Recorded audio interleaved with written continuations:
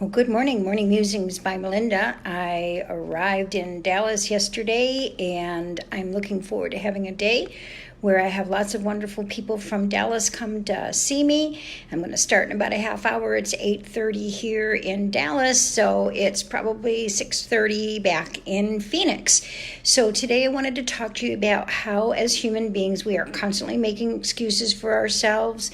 I'm not talking about an explanation, I'm talking about an excuse. Some people use their childhood as an excuse for their behavior.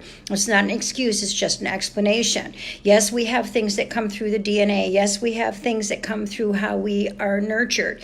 But it's our job to be able to resolve those things that we don't like about ourselves and not use an excuse, but rather explain that in a way where we can step up to the plate and start taking care of business the way that we need to. I've always said to you that complacency is a soul killer. And, it's because we often use all these excuses for ourselves. It's not my job. Well, I just don't have the answer. I'm going to wait till somebody tells me what to do. I don't understand. There's nothing in it for me. I'm too tired, too cold, too lonely. It's raining. I don't have enough money. I'm too fat. I can't do it. It's a constant battle of how we are excusing ourselves. Fear is an energy that steals our dreams, and fear is the biggest excuse that we use. But we don't say, I'm afraid. What we say is a million other things. Some people are afraid to get on an airplane, so they don't travel. So their excuse is that they are afraid to make attempts to learn how to get over that fear.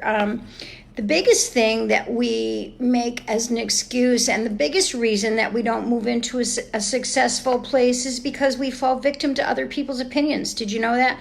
We're always worried about what someone will say. For those of you who were raised in my generation, that was a big thing in my generation. Well, what will the neighbor say? Or keep up with the Joneses? Or that was the energy of the day in the 1950s. And so we fall victim to what other people think of us. We kind of look at only the opportunities that are presented to us instead of making our own opportunities. So we make excuses of not going out and finding the answers, or not going out and finding the opportunities, which is actually the thing that just drives me crazy. Go out and find the opportunities that you're looking for. You can't sit on your hands and wait for something to come your way. God helps those who help themselves. Some people think they're not smart enough. Most people are afraid of success, not failure. It's not failure that people are afraid of, because they stay in failure and mumble about why they're not successful. They let their life go by because they don't have the confidence, and that's no excuse.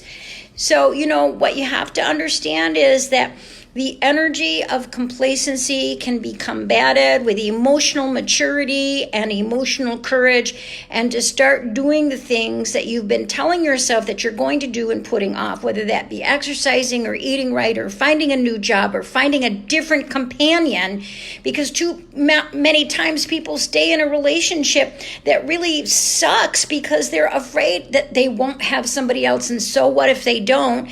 That's not the be all and the end all of everything anyway. But the last thing I want to talk to you is about spiritual excuses. I don't know how to meditate. Meditation is so easy. You just, close your eyes, shut your mouth, breathe, and let your mind get emptied. It takes practice. You can't just do it in a snap of the fingers and then suddenly be a great meditator. You've got to find that time, effort, and energy every day. And it doesn't have to be for long, 7 minutes to an hour. And you don't have to go in the Om position and learn to chant. You don't have to go to a drumming circle. And you don't have to go to a meditation group. And you don't have to download a meditation app. You don't have to do any of those things. Just have to breathe deeply and relax your mind, and it just takes a little practice. People use God as an excuse all the time. They use old passages in the Bible as an excuse to be mean to other people, or to be prejudiced, or to, criticize other people, or to not allow other people to be who they are. Oh my gosh, can you imagine what kind of karma that is when you get to heaven if you use God as an excuse? People use spirituality as an excuse. Somebody cast a spell on me. Somebody sent me negative energy, something like that. Instead of taking responsibility and knowing that you have free will, and none of those things can happen unless you allow them to. So there's all kinds of things that we use in our lives to make excuses for ourselves. What's your excuse? Tell me how you excuse yourself. I know that I excuse myself often from the exercise piece because I tell myself I don't have enough time.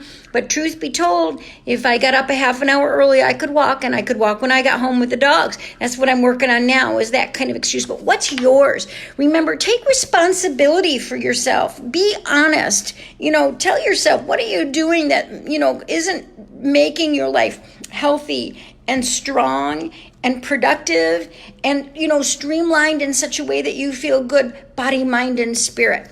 So that's my question for you today. What are you using as an excuse? How can you fix it? Have a great day.